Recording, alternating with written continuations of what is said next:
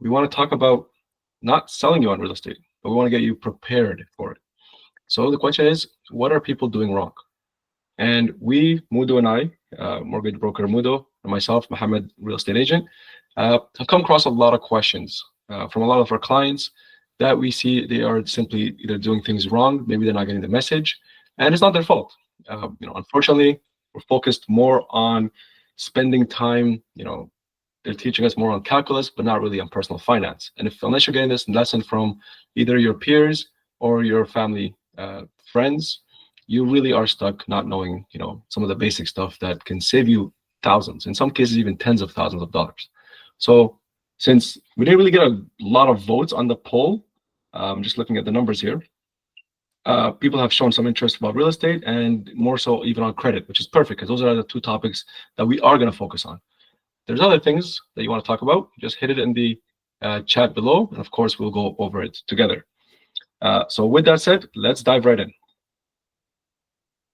Our topics for today are essentially, we're going to talk quickly about ourselves, but then most importantly is, save me, I need to save more money. This is essentially personal finance is the key topic here. And then tips to get you started. It's not about us trying to sell you on real estate. And unfortunately, because I'm a real estate agent and Mudo is a mortgage broker, a lot of times when we're having these conversations, folks are thinking, oh, it's only important when you're ready to buy. If you're not going to buy in the next 2 years, this is a time to watch this. So anybody that is watching this, that is buying next week, it's too late. In fact, if anything, you can probably even drop on the call because this is stuff that should have been talked about way before. So just keep that in mind. And then we go a quick little market review about what is going on in the real estate market, and then a Q&A. All right. It's going to be right up front right now. Marwan, for the folks that know, my autistic brother is going to be interrupting me. So I do apologize up front from now. Okay. I'm just giving you guys a heads up. Yeah. Accompanying me is Mudo. If you want to kind of introduce yourself there. Yeah, name is Mohammed, aka Mudu, a mortgage agent for almost 5 years now.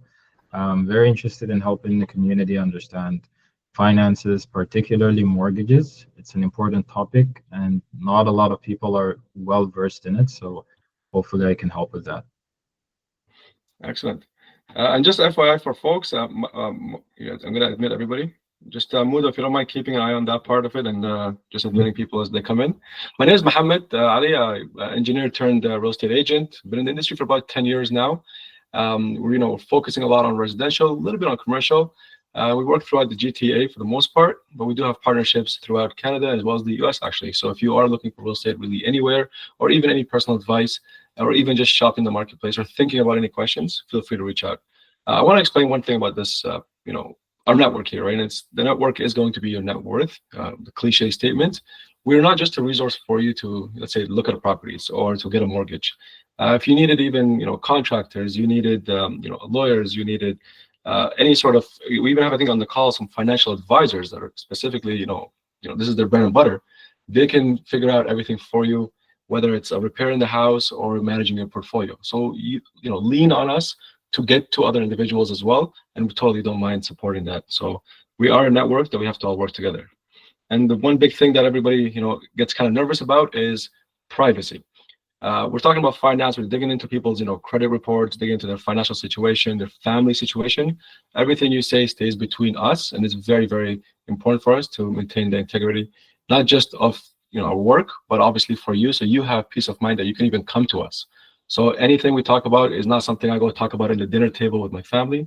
There's always a one-on-one. So just know that when we are talking of anything related to personal finance. Right. Here's the big topic. Average Canadian has $4,200 in credit card debt. And our community, I know a lot of people in the call are Sudanese, isn't, this isn't foreign to them. I've seen even worse numbers. And that's just credit card debt. Total debt, when you include car loan or student loan, not including real estate loan, so this is just other loans, the number jumps up to $21,000. Now these are scary numbers, guys. Now you think, okay, now 4,200, that's not a problem. I can pay it by the end of the year. This is carried loans, carried credit card loan. And credit cards, as we know, is about a 20% loan. Other loans that are like student loans and car loans, can jump close to like the 9% range. So this is a scary number, and we want to make sure you guys are in the right end of things when we're talking about like compound interest and compounding and how you can make you wealthy, but it can also make you very, very poor very quickly.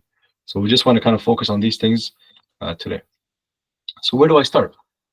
I'll let Mudo here take over talking about credit. Yeah, a very important thing we want to talk about, and I think in the polls we had at least a couple of people wondering about it, is your credit. It's always good to start early, regardless of whether you want to get a mortgage or any type of credit. Usually, what I tell people is you have two sources. They're either Equifax or TransUnion in Canada, and each has their own free version. So Equifax has a free version. They also have something called Borrow, which is a free version. TransUnion has a free version, and there's also Credit Karma, which reports from TransUnion. So following these two, it's free. You don't have to do anything other than enter your information, and every month you can go back and check. Sometimes you might find, fraud claims there. You might find inquiries that you didn't know about. So it's very important that you do this upfront so you don't get surprised when you're actually applying, for example, for a mortgage, and you found out that there's an inquiry there that you didn't know about, and it brings your credit down, and suddenly you have to pay higher interest or not even qualify for the mortgage. So it's always important to do it now. It's easy, it's free, and we're going to show you how to do it at the end of the session. We have the links for you. Excellent. Yeah. And one big part I want to share with this slide is you'll probably notice it says bank no. Why is that? So the banks themselves, if you guys are using like the Scotiabank app or the CIBC app, it does give you a credit score. And a lot of individuals use that as their final credit score and report. And that is one big myth I guess I want to kind of tackle here is stop doing that, right? This is just a kind of like a very high level thing, they kind of give you as a service. And unfortunately, what it's done is people have relied on this more so than these actual credit bureaus, which are able to pull your entire credit, show you everything. Some of these numbers can be completely different. This is not even their bread and butter. They're just kind of adding it on as a free service. Here is what you want to focus. So go to this website here, and you can get a full free credit report and really lean on it. That becomes, every month you should be reviewing it because it does show a lot of red flags. Honestly, starting here alone can just save you so much time and money and energy in the future. So, one big aspect before kind of jumping to the next slide is everybody tells me, look, I pay my bill on time, 100% my credit is going to be good. That's not an issue. And then we pull the credit, and then we find out, there's a huge red flag. Do you guys know that there are other factors that affect your credit? If you guys can show, raise a hand. Raise a hand. You guys know that there's other factors that affect your credit, or is it just okay? Perfect. So thank you guys. Let's go through it right here. Keep it interactive. Right? I want to make sure you guys are all awake, okay? For I know it's a Sunday. So here's the 5 factors that affect your credit. I don't want to spend too much time on this. The real one I want to focus on here is amounts owed, or what we call utilization. Did you kind of want to take over there for a bit, Mudo? Or? Yeah, sure. So the 5 factors here, the obvious one, the most important one is payment history. Everybody knows that you need to pay on time, pay in full to make sure that your credit doesn't go down. So if you have credit card, line of credit, whatever it is, if you pay on time, you make sure that your credit isn't affected. This is obvious. The one that's not obvious, and it accounts for 30% of your credit score, is the amounts owed. Now, what that means is you could be someone that's paying your credit card bills on time every single month, and you haven't missed a day. But the thing is, how much of your limit are you using? Let's say you have a 3,000 limit on your credit card, but you're using 2,500 every single month and then paying it back. That will still affect your score. Even though you're paying it down, you're paying in full, you're not accruing any interest at all, but your score is still coming down because they want to see you use a certain percent of that limit. So usually not more than 30% of your limit. So if you have a 3,000 credit limit, they want to see you using maximum $900, maybe $1,000. If it happens once in a year that you go over that, that's fine, once or twice a year. But the average should be around the 30% range. That way your credit score will go higher. And this is the thing we're seeing the most with clients. They come to us, they pay on time, they don't do a lot of credit inquiries, they're responsible people, but suddenly they open their score and it's 100 points lower than what they thought. Usually, this is the reason. And as soon as they start paying it back, it goes up in a month or two. Unfortunately, sometimes you can't afford that month or two, especially when you're in a mortgage situation, you're buying a home, usually have a month, maybe 2 months maximum, and there's not enough time for you to get approved. So do it early on, as soon as possible, today, if possible. Make sure that your limits are like your balance is not more than 30% of your limit. Yeah. So great explanation there. And the key thing that I want to take away here is is people pay on time and they think that's it. My credit is going to be good. That's at least 70%, right? No, that's only 35%. The other 65% are completely different things that have nothing to do with paying on time. Or another simple one here is length of your credit history. If you have an old credit card, maybe don't close your credit card. Just leave it running because maybe that adds longer history to your credit.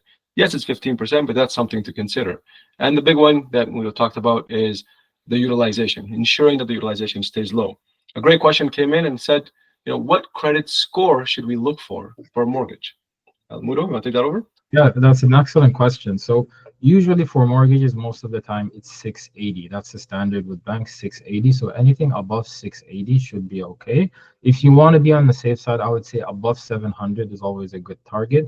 But it's not just your score. I understand your score is important, but what's in your credit profile plays a huge part as well. So if you're someone that has an above 700 credit score, but still they see a recent history of maybe collections or a recent history of missed payments, all of these things need to be properly explained and presented to the bank in a way that they understand that this is a responsible person, but they just went through a rough time recently, so it's okay. And the same thing, you might have a score that's lower than 680, but still there's an explanation for it. So I would say the standard is 680, but speak to your mortgage professional to understand more and let them break it down for you. Yeah, great question. And for everyone that just came in kind of late, put any questions you have in the chat. We will go through them either throughout the presentation if it makes sense, or definitely towards the end. We'll leave a session for that. Again, the key thing is do not use the bank app. Get one of these credit bureau credit reports. They're free anyway, and they give you the full picture. It's not just the score we're looking for. We're trying to understand the full financial health of the individual, and this is a great tool right there. Okay. Here is the big common question that everybody gets, okay? And this happens all the time. Here today, my goal for today is to at least for the next tax season, that you have at least $4,500, if not more, in tax return. Okay, and this is you showing up on a Sunday. This is your, the gift to you.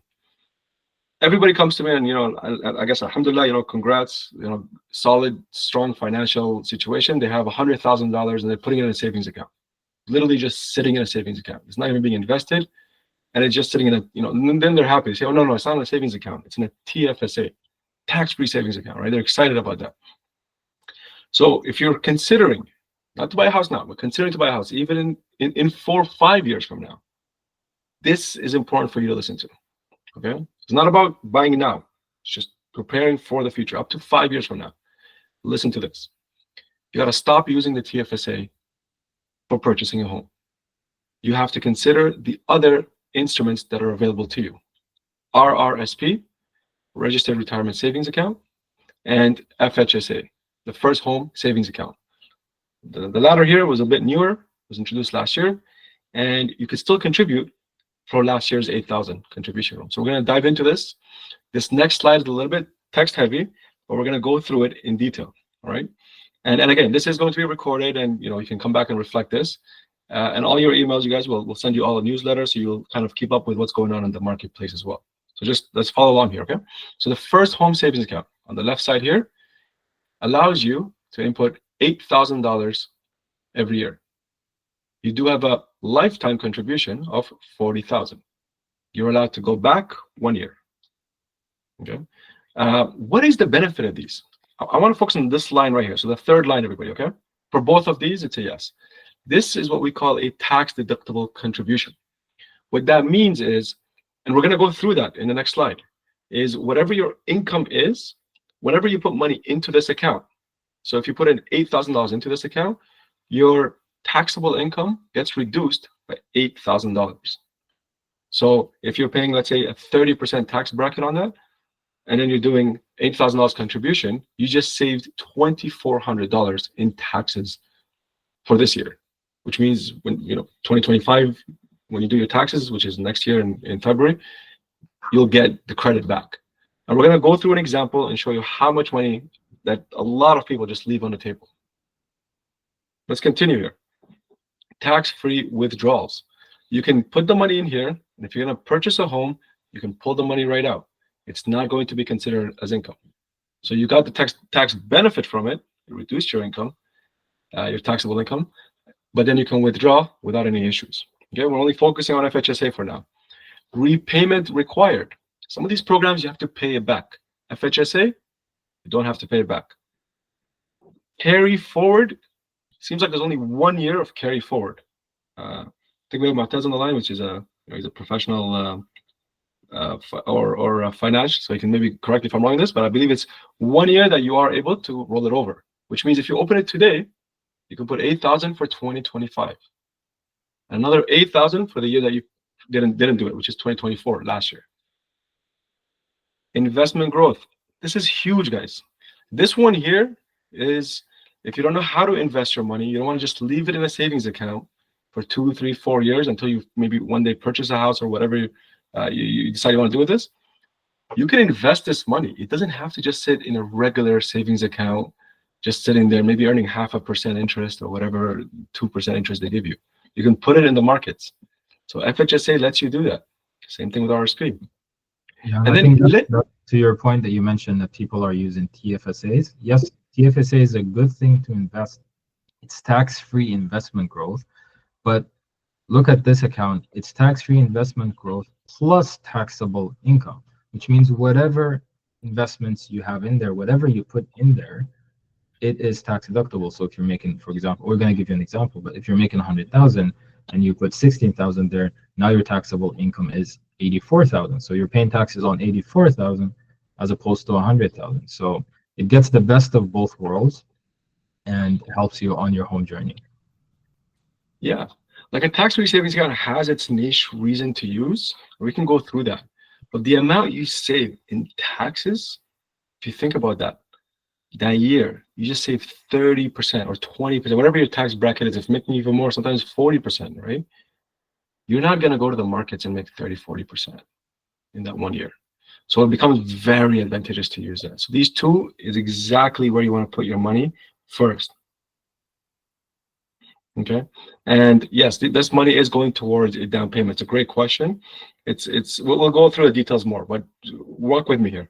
If you don't buy a home, you can always transfer this money out of that account and put it into your RSP in the future, right? So it goes towards your retirement if you need to. You can always actually pull the money out. You're gonna get taxed on it, but you can pull the money out if you ever need it. Some people say, well, what if I have an emergency? I need the money. You can always pull these money out, guys. You didn't get taxed on it as income before, so now when you pull it out, it'll be counted towards your income. So nothing really changes significantly, okay? And there are some, deadlines and, what times when you can use it. They're pretty lenient, so I won't jump into that. Did you want to go over the RSP section of it? Yeah, sure. So the RSP, the Registered Retirement Savings Plan. So similar to the FHSA, you can put a certain amount into it. It's usually, this one depends on your income. Unlike the FHSA, which doesn't depend on your income, this is up to 18% of whatever your income is. That's your contribution room that you can put on into your RSP. Now, what is the lifetime limit? Remember, this is per person. It's 60,000 per person. For the FHSA, it was 40,000 per person. That means if you as an individual wants to buy a home, you have up to 100,000 in savings that you can use towards down payment, while at the same time you're saving taxes on. So it's kind of like a double whammy there. It's like the FHSA, it is tax deductible, like we mentioned. Tax-free withdrawals, you can always, as long as you're using it to buy a home, you can take it out of your RSP and you're not paying any taxes or fees on it. Now, usually what we tell people is whenever you want to start saving for your first home, your down payment, start with the FHSA. Why we say that is with the FHSA, you can pull out the money today and put it tomorrow towards your first home without having to wait. Usually with the RSP, there's a holding period. So after you take out the money from your RSP, you usually have to wait 90 days until you're allowed to use it towards your first home, because otherwise if you use it within that 90 days, you're still going to get taxed on it. So day 91 is when you can take out the money and actually use it towards your home. So usually we tell people max out your FHSA, whatever contribution limit you have for that year, whether it's 8,000 or 16,000 if you just open the account. Maximize that per person. Remember, this is per person. So if you're a couple, for example, husband, wife, each of you can put 16,000 towards your FHSA. So that's a total of 32,000 that you can max out. And then whatever's remaining or left, you can use towards your RSP, depending on your income and depending on any contribution room you have there. So the ideal scenario here, if you're someone that's actually maxed the benefits of these programs, is you start early, because for an FHSA, it's only 8,000 per year that you're allowed to put. So you need 4 or 5 years to reach that 40,000 lifetime limit.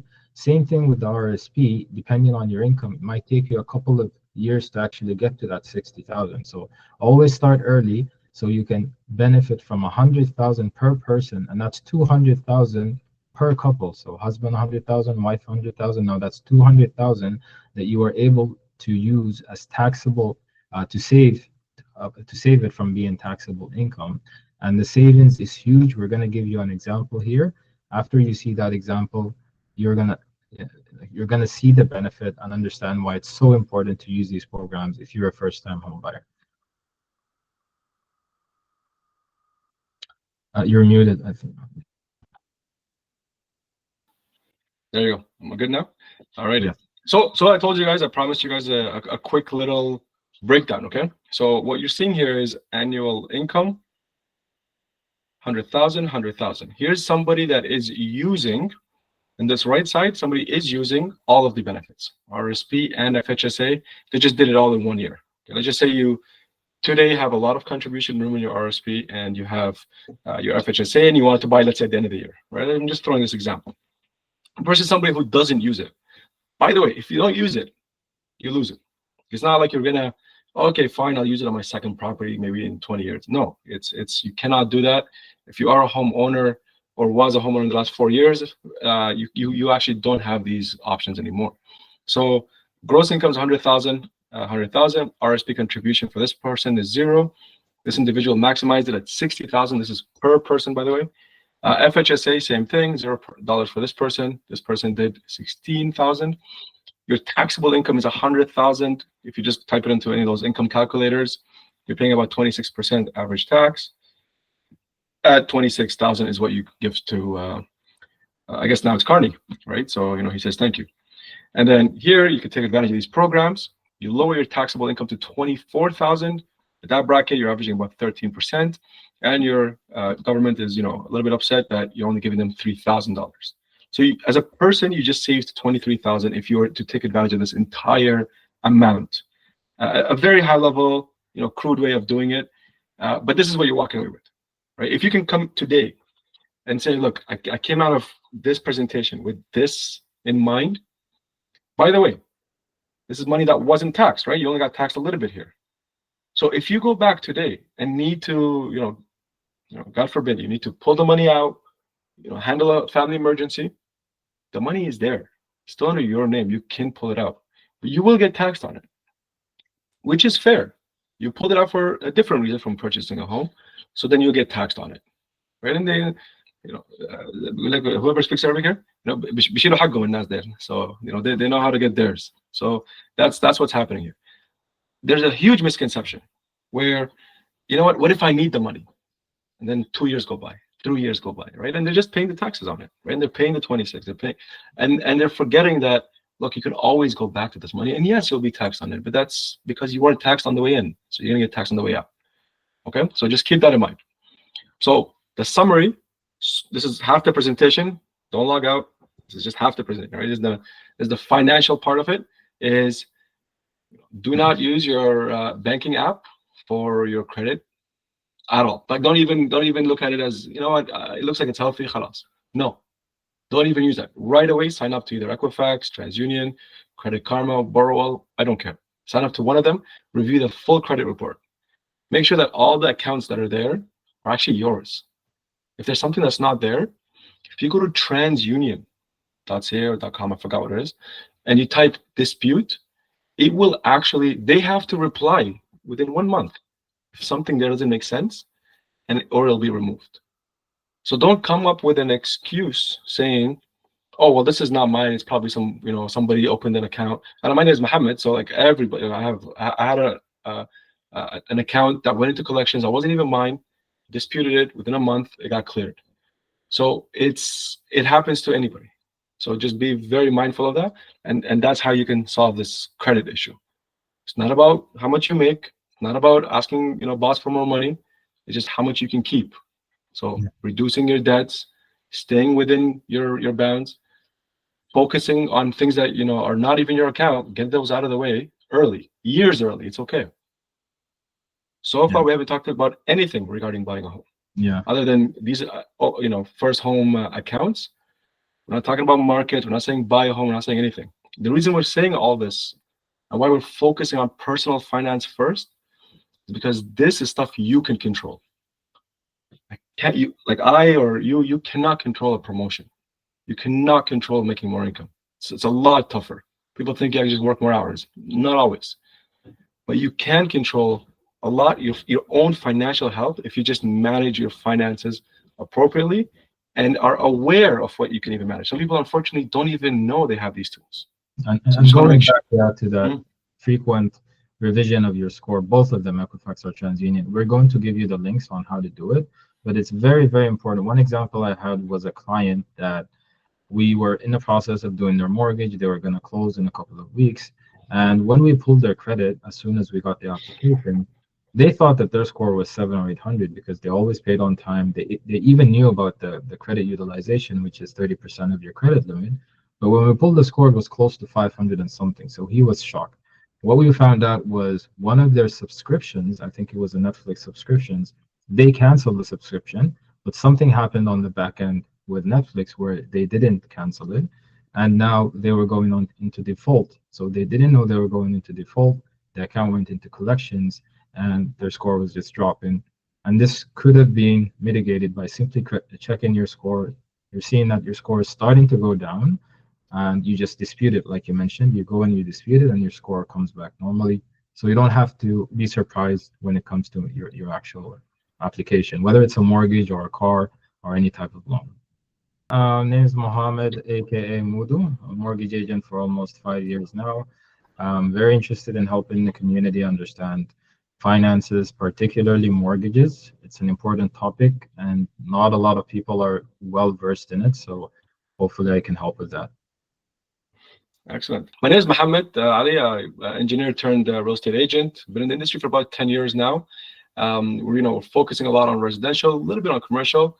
We work throughout the GTA for the most part, but we do have partnerships throughout Canada as well as the US actually. So if you are looking for real estate really anywhere, or even any personal advice, or even just shopping the marketplace or thinking about any questions, feel free to reach out.